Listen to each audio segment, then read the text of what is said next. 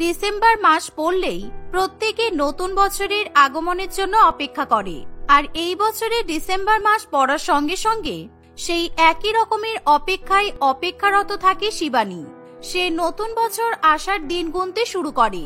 তার কাছে এবার নতুন বছরের আগমন খুবই নতুন রকমের ছিল, কারণ শিবানীর বিয়ের পর এটাই তার প্রথম নিউ ইয়ার, যেখানে সে তার স্বামী এবং শ্বশুরবাড়ির সঙ্গে নতুন বছরের আনন্দ উদযাপন করবে। তাই তার মন এক আলাদা রকমের আনন্দ এবং অনুভূতিতে ভরে ওঠে। শিবানী কিভাবে তার নতুন বছর কাটাতে চায় সেসব বিষয়ে পরিকল্পনা করছে এমন সময় তার প্রিয় বান্ধবী রিয়া তাকে ফোন করে। হ্যাঁ রিয়া, বল, কতদিন পর ফোন করলি তুই? কেমন আছিস? বিয়েতে কতবার করে আসতে বললাম, কিন্তু অফিসের দোহাই দিয়ে একবারের জন্য আমার বিয়েতে আসলি না, বল। আমি ভালো আছি রে, কিন্তু এইসব কথা বলে আমাকে আর লজ্জা দিস না, কারণ তুই ভালো করেই জানিস যে প্রাইভেট সেক্টরে কাজের চাপ কেমন। তাই কোনো অনুষ্ঠান বাড়ি অ্যাটেন্ড করতে পারি না আমি। আর তোর বিয়েতে আমি যেতে পারিনি বলে এবার নিউ ইয়ারে আমি একটা খুবই এক্সাইটিং প্ল্যান করেছি। আমি সবার জন্য আমার বাড়িতে একটা বড় পার্টি থ্রো করেছি। তুই প্লিজ তোর বরের সাথে চলে আসিস কিন্তু। শিবানী নতুন বছরে বান্ধবীর বাড়িতে পার্টির কথা শুনে ভীষণ পরিমাণে খুশি হয়, কিন্তু সে এটাও মাথায় রাখে যে এখন শিবানী একটা বাড়ির বউ, সুতরাং এরকম নিউ ইয়ারের পার্টি যদি বিয়ের আগে হতো তাহলে সে কোনো কিছু চিন্তা না করেই রিয়ার বাড়িতে পার্টি অ্যাটেন্ড করতে পারত। কিন্তু এখন তাকে নিজের সঙ্গে সঙ্গে নিজের স্বামী এবং শাশুড়ি মা ও ননদের কথাও চিন্তা করতে হবে। তোর বাড়িতে পার্টি শুনে আমার এতই যেতে ইচ্ছে করছে, কিন্তু কি করব বল, এখন তো আর আমি একা নই, তাই আমি নিজের মর্জি মতো কোনো কাজ করতে পারবো না। এবারে নিউ ইয়ারটা আমাকে আমার শ্বশুর বাড়িতেই কাটাতে হবে রে। শিবানী, তুই প্লিজ এরকম বাংলা সিরিয়ালের টিপিক্যাল বউদের মতো কথা বলিস না। তুই তো শাশুড়ি মা, স্বামী আর ননদকে নিয়ে আমাদের বাড়িতে চলে আয়, কোনো প্রবলেম নেই তো। আমি কিন্তু তোর জন্য অপেক্ষা করব বলে দিলাম। এই বলে রিয়া ফোন রেখে দেয়। শিবানী নিউ ইয়ারের পার্টিতে যাওয়ার জন্য অনুমতি নিতে তার শাশুড়ি মায়ের কাছে যায়, কিন্তু কমলা দেবীর নতুন বছরের শুরুতেই বৌমার পার্টি করতে যাওয়ার কথা শুনে একেবারে বিস্ফোরিত চক্ষু নিয়ে শিবানীর দিকে তাকায়। তুমি বছরের প্রথমেই নিজের বান্ধবীর বাড়িতে পার্টি করতে চলে যাবে?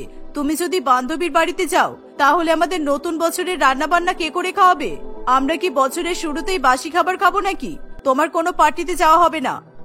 না না মা, আপনি হয়তো ঠিকভাবে আমার কথাটা বুঝতে পারলেন না। আমার বান্ধবী আপনাদের সবাইকে নতুন বছরের পার্টিতে ইনভাইট করেছে, তাই আমার সাথে আপনারা সবাই ওই পার্টিতে যেতে পারবেন। ছি ছি বৌমা, নিজের বয়স্ক শাশুড়ি মায়ের সামনে দাঁড়িয়ে তোমার এসব কথা বলতে লজ্জা করছে না? আমি ভালো করে জানি নতুন বছরের পার্টিতে কিসব নোংরা নোংরা কাজ কারবার হয়, আর তারপর মেয়েরা সবাই মদ্যপান করে। সেই পার্টিতে তুমি আমাদেরকে নিয়ে যেতে চাইছো? ওই পার্টিতে তুমিও যাবে না আর আমরাও যাব না। শাশুড়ি মায়ের এই সমস্ত অযৌক্তিক কথাবার্তার উত্তর দেওয়ার চেয়ে শিবানী চুপ করে থাকাই শ্রেয় বলে মনে করে। ঠিক এমন সময় কমলা দেবীর মেয়ে রেণুকা তার কাছে আসে। নিজের মেয়েকে দেখে কমলা দেবী একেবারে আদরে গদগদ হয়ে ওঠে। মা, এবার নিউ ইয়ার কিন্তু আমি আমার বান্ধবীদের সাথে গোয়াতে গিয়ে সেলিব্রেট করব। আমি 31শে ডিসেম্বর বাড়ি থেকে বেরোবো, আর ফিরতে আমার 3 জানুয়ারি হয়ে যাবে। তোমাকে আমি কিন্তু আগে থেকেই জানিয়ে দিলাম। হ্যাঁ রে মা, তোর যেখানে ইচ্ছে তুই সেখানে গিয়ে নিউ ইয়ার সেলিব্রেট কর। সারা বছর কলেজের পড়াশোনার চাপে আমার মেয়েটা কোথাও বেরোতে পারে না। তুই এখন ঘুরতে যাবি না তো কখন ঘুরতে যাবি? ঘুরতে যাওয়ার জন্য আবার পারমিশন নেওয়ার দরকার আছে নাকি? শিবানী নিজের শাশুড়ি মায়ের এরকম দ্বিচারিতা দেখে ভীষণ পরিমাণে অবাক হয়। বউয়ের নিউ ইয়ারের পার্টিতে ঘুরতে যাওয়ার সময় কমলা দেবী একরকম মনোভাব, আর নিজের মেয়ের ক্ষেত্রে নিউ ইয়ারে গোয়াতে ঘুরতে যাওয়ার সময় অন্য আর এক রকমের মনোভাব দেখে শিবানী ঠিক মেনে নিতে পারে না। আমি যখন বললাম যে আমি পার্টিতে যাব, তখন সেই পার্টিটা নোংরা হয়ে গেল। আমার বান্ধবীর নিউ ইয়ার পার্টিতে নাকি মহিলারা সবাই মদ্যপান করে, তাহলে গোয়াতে মহিলারা নিউ ইয়ারে কি ঈশ্বরের সাধু গান গায়? বৌদি, তুমি বিয়ে হয়ে 6 মাস হয়নি এই বাড়িতে এসেছো, আর বাড়িতে আসার পর নিজের ননদের সঙ্গে হিংসা করা শুরু করে দিয়েছো। তোমার এখন বিয়ে হয়ে গেছে আর আমার বিয়ে হয়নি, তাই আমি যা ইচ্ছে তাই করতে পারি, ওকে? হ্যাঁ, আমার মেয়ে একদম ঠিক কথা বলেছে। শিবানী, তুমি যদি বেশি বড় বড় কথা বলো তাহলে কিন্তু আমি এসব কথা প্রণয়কে জানিয়ে দেব। শিবানী আর কোনো কথার উত্তর না দিয়ে সেখান থেকে চলে যায়। সেই সময় তার বিয়ের আগে নিউ ইয়ার সেলিব্রেশনের কথা প্রচন্ড পরিমাণে মনে পড়ে। বিয়ের আগে সে নিজের মা বাবার অনুমতি ছাড়াই নতুন বছরে বন্ধুদের সঙ্গে পার্টি করত, শপিং করত, কিন্তু তার বাবা মা কখনো এমন ভাবে তাকে কথা শোনায়নি। এমনকি নিউ ইয়ার উপলক্ষে শিবানীর বাবা মা তাকে নানান রকমের দামি দামি উপহার পর্যন্ত দিয়েছে, কিন্তু শ্বশুর বাড়িতে আসার পর সেই সংসারের চাপ ছাড়া আর কোনো রকমের উপহারই পায়নি। মনমরা হয়ে এসব কথা ভাবতে ভাবতে সন্ধ্যা নেমে আসে। প্রণয় সেই সময় অফিস থেকে ফিরে আসে। প্রণয়, চলো কালকে আমরা দোকানে গিয়ে নতুন বছর উপলক্ষে সুন্দর সুন্দর বিছানার চাদর, জানালার পর্দা আর একটা ওয়াশিং মেশিন কিনে নিয়ে আসি, কারণ শীতের মধ্যে ওয়াশিং মেশিন ছাড়া জামা কাপড় কাচতে ভীষণ অসুবিধা হচ্ছে। হ্যাঁ, আমি তোমার কথা বুঝতে পারছি, কিন্তু বিছানার চাদর আর জানলার পর্দা পর্যন্ত তো ঠিক আছে। ওয়াশিং মেশিন কেনাটা একটু বাড়াবাড়ি হয়ে যাবে না? আমার মা তো এই বাড়িতে বিয়ে করে আসার পরে সবসময় নিজের হাতে জামা কাপড় কেচে এসেছে, সুতরাং তোমাকেও তো সেইভাবে জামা কাপড় কাচতে হবে, তাই না? শাশুড়ি মায়ের মতো স্বামীর এরকম পুরানো ধরনের মানসিকতা দেখে শিবানী চুপ করে থাকে। এবার পালা আসে রেণুকার। রেণুকা গোয়া যাবে বলে শপিং করার জন্য তার দাদার কাছে আসে। দাদা, গোয়া যাওয়ার জন্য আমার দামি দামি দুটো সুইমিং কস্টিউম লাগবে, আর আমি নতুন বছর উপলক্ষে আমার সকল বান্ধবীদের জন্য দামি দামি চকলেট আর ফ্লাওয়ার নিয়ে যেতে চাই। তাই তোর ক্রেডিট কার্ডটা আমাকে একটু দিবি দাদা? হ্যাঁ বোন, নিশ্চয়ই। আমার যে ক্রেডিট কার্ডে 60,000 টাকার লিমিট আছে, তুই সেই ক্রেডিট কার্ডটা নিয়ে রাখ। তোর গোয়াতে গিয়ে যত টাকা ইচ্ছে তুই তত টাকা শপিং করিস, আর নতুন বছর উপলক্ষে তোর যা ইচ্ছা হয় তুই তাই কিনে নিস, কেমন? থ্যাংক ইউ দাদা, তুই অনেক ভালো, কিন্তু তোর বউটা খুব হিংসুটি। তুই যে আমাকে তোর ক্রেডিট কার্ডটা দিয়ে দিলি, অমনি তোর বউয়ের মুখটা দেখ, কেমন যেন বাংলার 5-এর মতো হয়ে গেল। এই বলে রেণুকা তার দাদার ক্রেডিট কার্ড নিয়ে আনন্দে নাচতে নাচতে নিজের ঘরে চলে যায়। শিবানী ভালো করেই জানে, সে যদি এখন ননদের উচ্ছৃঙ্খলতার ব্যাপারে কথা বলে তাহলে সবাই তাকে অপমান করবে। এই কারণে সে প্রণয়কেও কিছু বলতে চায় না। নতুন বছর উদযাপন উপলক্ষে এরকম বাড়ির বউ এবং বাড়ির মেয়ের মধ্যে দ্বিচারিতা ক্রমশ বাড়তেই থাকে। এভাবে দেখতে দেখতে প্রায় বেশ কিছুদিন কাটে। একদিন শিবানী নিউ ইয়ার উপলক্ষে সকলের জন্য সুন্দর করে ফ্রুট কেক তৈরি করে। বৌমা, তোমার তো দেখছি ভালোই গুণ আছে। আমি ভেবেছিলাম তুমি বাঙালি রান্না ছাড়া আর কোনো কিছুই তেমন রান্না করতে পারো না, কিন্তু তোমার হাতে তৈরি করে এই ফ্রুট কেকটা কিন্তু খেতে বেশ ভালোই হয়েছে। আমি প্রত্যেক বছরের প্রথম দিনে নিজের বাবা মায়ের জন্য এরকম ফ্রুট কেক বানাতাম, আর আপনার যদি এই ফ্রুট কেক খেয়ে ভালো লাগে তাহলে এবার আপনাকেও আমি ফ্রুট কেক বানিয়ে দেব। এই শুনে কমলা দেবী খুশি হয়ে যেই ফ্রুট কেকে একটা কামড় বসায়, তখনই তার মুখের মধ্যে ভরে ভরে কিসমিস গিয়ে পড়ে। এর ফলে সে থু থু করে মুখের মধ্যে থেকে কেকটা ফেলে দেয়। 6 মাস হয়ে গেল তুমি আমার সংসারে রান্না বান্না করছো, আর তুমি এতদিনে জানলে না যে আমার কিসমিসে অ্যালার্জি? তোমার থেকে এটা আশা করে যায় না বৌমা। আমার মনে হয় তুমি ইচ্ছা করেই আমার ফ্রুট কেকে কিসমিস মিশিয়ে দিয়েছো, কারণ আমি তোমাকে নিউ ইয়ারের পার্টিতে যেতে দিইনি তো, সেই আগে তুমি এমন করেছো। আপনি ভুল ভাবছেন, আমি সত্যিই জানতাম না যে আপনার কিসমিসে অ্যালার্জি আছে। ঠিক এমন সময় রেণুকা শপিং করে বাড়িতে ফিরে আসে। সে তার মা এবং দাদার জন্য নিউ ইয়ার স্পেশাল কিসমিস বিস্কুট কিনে আনে। যেহেতু নিজের মেয়ে কিসমিস দিয়ে বানানো বিস্কুট কিনে এনেছে, তাই তখন আর কমলা দেবীর সেই বিস্কুট খেতে কোনো অসুবিধা হয় না। তার কিসমিসের প্রতি অ্যালার্জি এক নিমেষে হাওয়া হয়ে যায়। কমলা দেবী সঙ্গে সঙ্গে রেণুকার হাত থেকে কিসমিস বিস্কুট নিয়ে খেতে শুরু করে দেয়। আমার মেয়েটা কত ভালো, এখনকার দিনে এরকম মেয়ে পাওয়া সত্যিই ভাগ্যের ব্যাপার। ও নিজের মা আর দাদার জন্য মনে করে নতুন বছর উপলক্ষে কিসমিসের বিস্কুট কিনে এনেছে। সত্যি বিস্কুটগুলো কিন্তু দারুণ খেতে। এখন আপনার আর কিসমিসের প্রতি অ্যালার্জি নেই, তাই না মা? রেণুকা যেহেতু কিসমিসের বিস্কুট এনেছে, তাই সেটা সোনার টুকরো বিস্কুট, আর আমি যেহেতু ভুল করে কিসমিস দিয়ে কেক বানিয়েছি, তাই সেই নিউ ইয়ার স্পেশাল কেক কয়লার থেকেও খারাপ, বলুন? ওহো মা, তোমার কিসমিসের প্রতি অ্যালার্জি ছিল, তাই না? ইস, আমি একেবারেই ভুলে গেছি। তবে একটা কিসমিস দেওয়া বিস্কুট খেলে এমন কিছুই হবে না। হ্যাঁ ঠিকই, একটুখানি কিসমিস খেলে কি আর এমন হবে? তোর বৌদির কথা একদম কানে নিস না তো, ও একটা বাজে মেয়ে। তুই হাজার কাজের মধ্যে ব্যস্ত থাকিস, তাই তোর ক্ষেত্রে ভুলে যাওয়াটা তো স্বাভাবিক, কিন্তু বৌমা তো সারাক্ষণ বাড়িতেই থাকে, ওর আমার খাওয়া দাওয়ার ব্যাপারে খেয়াল রাখাটা তো কর্তব্য। এভাবে নিউ ইয়ার উদযাপন উপলক্ষে প্রত্যেকটা কথাই কমলা দেবী তার বৌমাকে খোটা শোনাতে শুরু করে। সে উঠতে বসতে শিবানীকে ভীষণ পরিমাণে অতিষ্ঠ করে তোলে, কিন্তু যখনই রেণুকার নিউ ইয়ার সেলিব্রেশনের কথা আসে তখন সে একেবারে দয়ার সাগর হয়ে যায়। মেয়ে নিউ ইয়ার উদযাপন উপলক্ষে যা বলছে সবই ঠিক, আর বৌমা কিছু বললেই তা একেবারে ভুল। শিবানী আর কিছুতেই এরকম দ্বিচারিতা মেনে নিতে পারে না। সে রেগে নিজের শাশুড়ি মায়ের ঘরে যাবে এমন সময় সে তার শাশুড়ি মা এবং স্বামীর কথা লুকিয়ে লুকিয়ে শুনতে পায়। মা, আমরা কিন্তু এবার শিবানীর সাথে একটু বাড়াবাড়ি করছি। তুমি খুব ভালো করেই জানো যে ও বাবার বাড়িতে একেবারে তুলোর মতো করে মানুষ হয়েছে, আর শ্বশুর বাড়িতে আসার পর নিউ ইয়ার উদযাপন উপলক্ষে আমরা ওকে অনেক জ্বালাতন করছি, আর সবসময় রেণুকার সামনে শিবানীকে ছোট করছি। সুতরাং এতে শিবানী কিন্তু আমাদেরকে অনেক খারাপ ভাবছে। কি করব বল প্রণয়, বৌমা যদি আমাদেরকে খারাপ ভাবে তবুও আমাদের কিছু করার নেই, কারণ তুই তোর বোনকে ভালো করেই চিনিস তো ও কেমন মেয়ে। ওকে যদি আমরা ওর মতো করে নতুন বছর উদযাপন করতে আটকাই তাহলে ও সারা বাড়ির জিনিসপত্র ভাঙচুর করবে, আর আগের বছর যেমন সুইসাইড করার চেষ্টা করেছিল ঠিক তেমন ভাবেই আমাদেরকে আবার ব্ল্যাকমেল করবে। সুতরাং আমি আর এই ঝামেলা নিতে পারছি না রে বাবা। হ্যাঁ, তুমি ঠিক কথাই বলেছো। আমার বোনটা সব বদ বন্ধুদের পাল্লাই পড়ে একেবারে বিগড়ে গেছে, কিন্তু শিবানীর মতো ভালো মেয়ে আর হয় না। সুতরাং আমরা যদি শিবানীকে রেণুকার মতো বেশি ছাড় দিয়ে দিই তাহলে আমার বউ যদি আমার বোনের মতো উশৃঙ্খল হয়ে যায় সেটা কিন্তু আমি মেনে নিতে পারবো না। তুই একদম ঠিক কথাই বলেছিস। আমার নিজের পেটের মেয়ে একেবারে গোল্লাই গেছে বলে আমি আমার বৌমাকে গোল্লাই পাঠাতে পারবো না। ওই এখন আমাদের একমাত্র সম্বল। নিজের শাশুড়ি মা এবং স্বামীর এমন কথা শুনে শিবানীর চোখে জল চলে আসে। সে ভালো করেই বুঝতে পারে যে তার শাশুড়ি মা এবং স্বামী ইচ্ছা করেই বাড়ির বউ এবং মেয়ের মধ্যে পার্থক্য করেছে। শিবানী তখনই ঘরের মধ্যে ঢুকে এসে বলে, আমি আপনাদের সব কথাই বুঝতে পেরেছি, কিন্তু আপনারা যদি এভাবে ঘরকে মেরে চোরকে শেখাতে চান তাহলে কিছুই উপকারিতা পাবেন না, কারণ রেণুকা যখন যা চাইছে আপনারা ওকে তাই দিচ্ছেন। এর ফলে ও তো আরো উচ্ছন্নে চলে যাবে। আমি দেখছি কিভাবে ওকে ঠিক করা যায়। এবার বাড়ির বউ ননদকে ঠিক করার জন্য নিউ ইয়ার উপলক্ষে নিজের বাড়িতে একটা বড় সেলিব্রেশন পার্টির পরিকল্পনা করে। সকলে মিলে নিউ ইয়ারের জন্য এরকম পার্টি পরিকল্পনা করছে দেখে রেণুকার ভীষণ পরিমাণে আনন্দ হয়। সে নিজের বাড়ি ছেড়ে আর কোথাও যেতে চায় না। কমলা দেবী, প্রণয় এবং শিবানী পার্টির জন্য new year special balloon, new year special cake এবং নানান ধরনের সুন্দর সুন্দর জামা কাপড় কিনতে শুরু করে। ইস, আমি যদি জানতাম যে আমার মা, দাদা আর বৌদি এতটা ট্রেন্ডিং আর নিউ ইয়ারের জন্য নিজেদের বাড়িতেই পার্টি করবে তাহলে তো আমি কোনোদিনও গোয়ার টিকিটটাই কাটতাম না। তাড়াতাড়ি করে গোয়ার টিকিটটা আমি ক্যান্সেল করে দেই। এই বছরের নিউ ইয়ার আমি আমার পরিবারের সঙ্গেই সেলিব্রেট করব।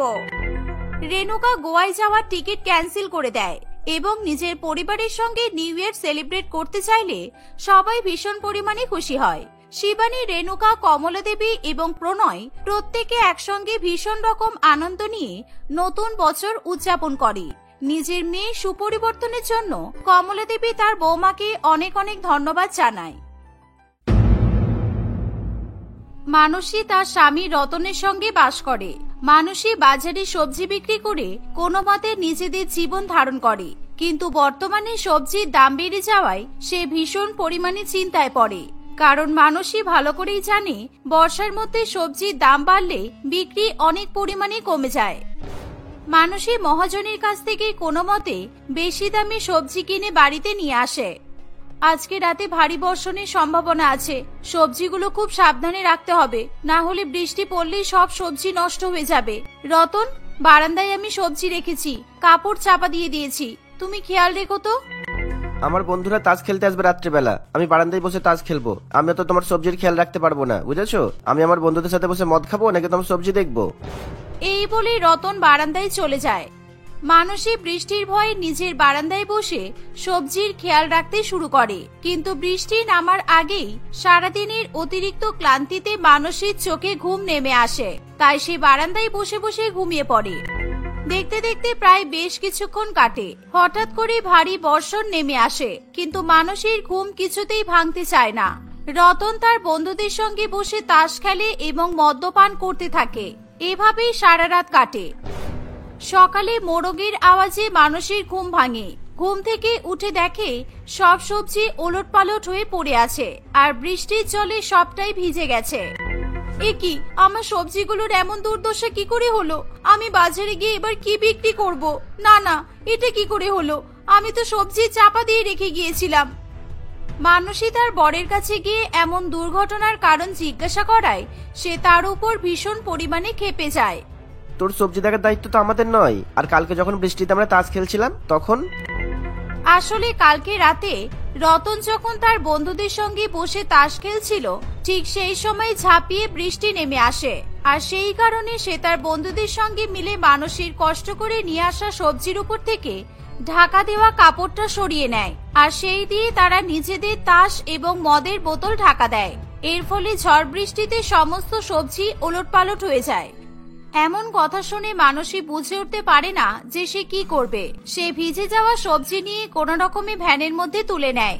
আজকে আমাকে এই ভেজা সবজি বাজারে নিয়ে গিয়ে বিক্রি করতে হবে, তাছাড়া আমার কাছে আর কোনো বিকল্প পথ নেই।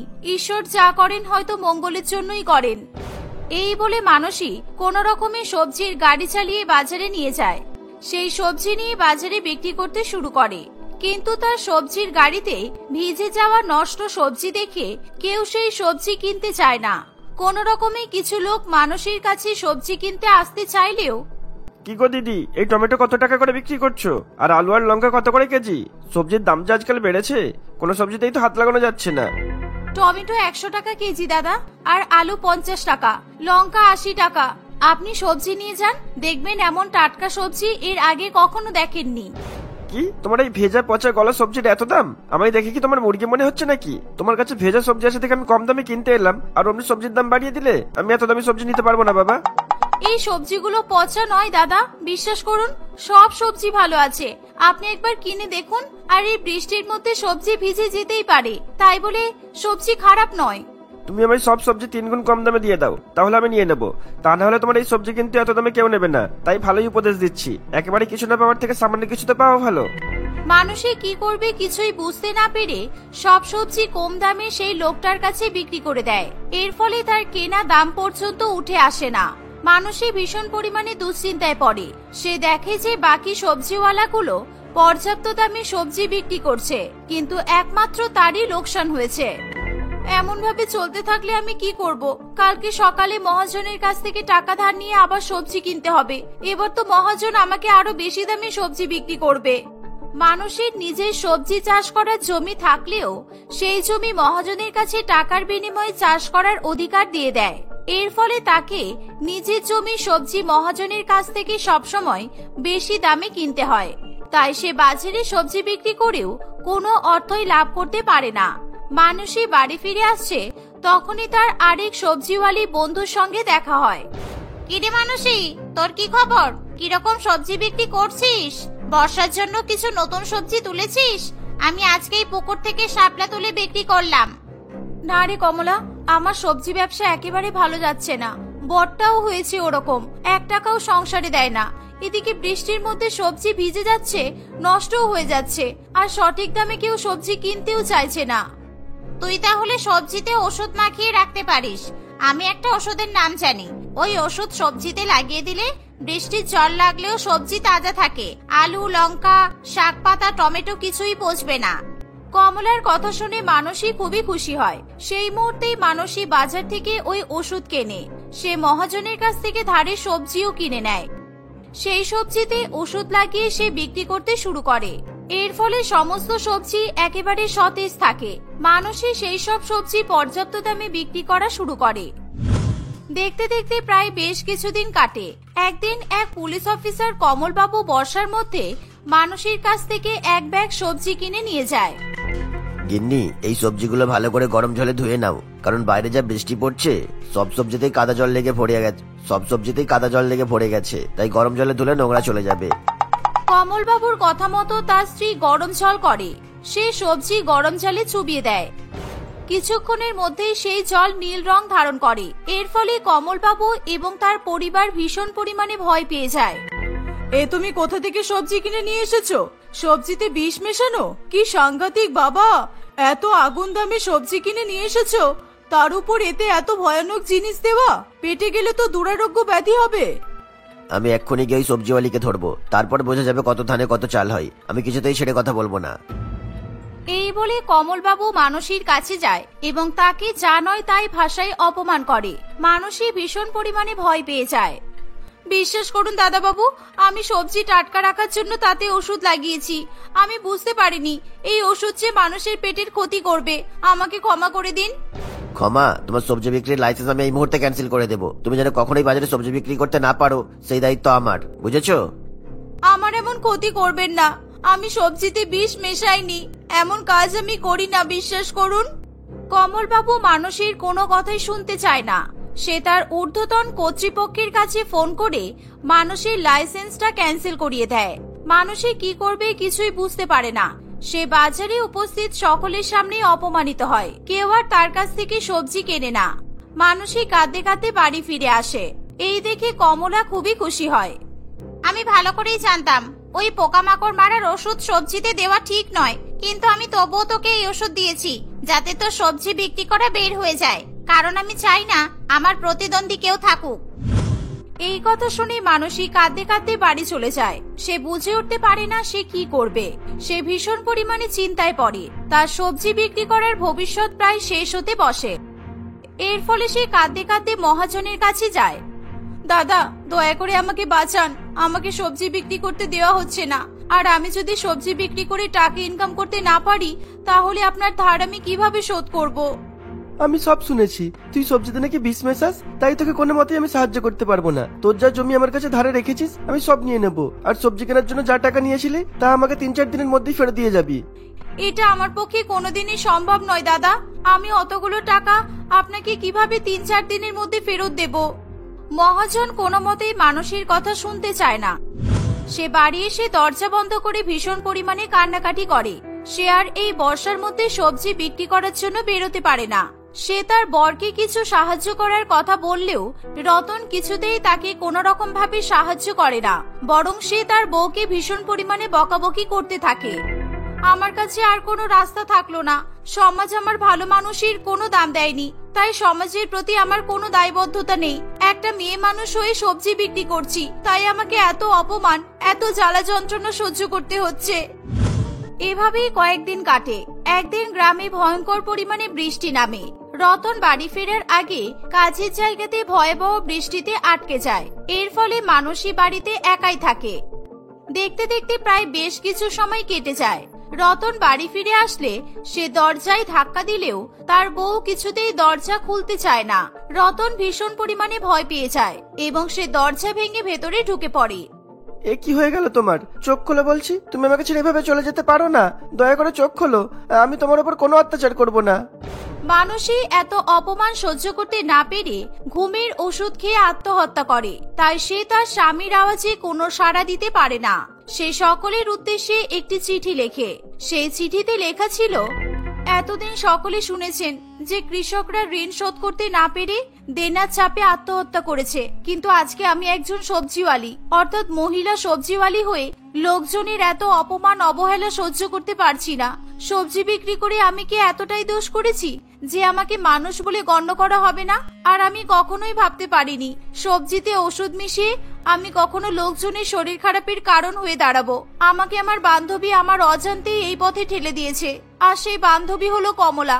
তারপর মহাজনের কাছেও সাহায্য চাইতে গিয়েছিলাম, কিন্তু উনিও আমাকে সাহায্য করেননি, তাই আমি আজকে এই পৃথিবী ছাড়তে বাধ্য হচ্ছি। রতন মানসীর চিঠি পড়ে কান্নায় ভেঙে পড়ে। বাইরে অত্যাধিক পরিমাণে বৃষ্টি হওয়ায় সে তার বউকে বাঁচানোর জন্য কোনো সিদ্ধান্ত নিতে পারে না। এর ফলে মানসী ধীরে ধীরে মৃত্যুর কোলে ঢলে পড়ে। বৃষ্টি কমে এলে রতন কোন রকমে পাড়ার লোকজন জোগাড় করে এবং মানসীকে নিয়ে হাসপাতালে যায়।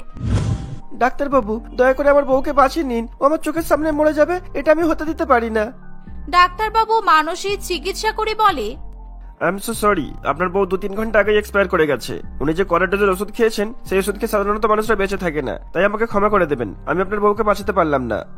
রতন কিছুতেই এই কথা সহ্য করতে পারে না। সে কান্নায় ভেঙে পড়ে এবং দিশেহারা হয়ে পুলিশ স্টেশনে দৌড়ায়। সে তার বউয়ের লেখা শেষ চিঠি পুলিশকে দিয়ে দেয়। পুলিশ সেই চিঠি দেখে কমলা এবং মহাজনকে গ্রেপ্তার করে। পুলিশ বাবু, আপনি একজন মরা মহিলার উপর বিশ্বাস করে আমাদেরকে কি করে গ্রেপ্তার করতে পারেন? আমার বিরুদ্ধে কোনো প্রমাণ কিন্তু আপনার কাছে নেই। একজন মানুষ চিঠিতে আপনার নাম লিখে মারা গেছেন, এর থেকে বড় প্রমাণ আর কিছুই হতে পারে না, তাই একেবারে চুপচাপ থাকুন, তা না হলে সারা জীবন জেলে পচিয়ে মারবো। আপনি ওদের সাথে আমাকেও গ্রেপ্তার করে নিন, কারণ আমি আমার বউকে কখনো সাহায্য করতে চাইনি, তাই আজকে আমাকে এই সারা পৃথিবীতে একা হয়ে যেতে হলো। আপনি যে একা হয়ে গেলেন এটাই আপনার শাস্তি। রতন কাঁদতে কাঁদতে বাড়ি ফিরে যায়। সে কিছুদিন পরে সবজি বিক্রি করার একটি লাইসেন্স তৈরি করে এবং সেও তার বউয়ের মতো বাজারে সবজি বিক্রি করা শুরু করে।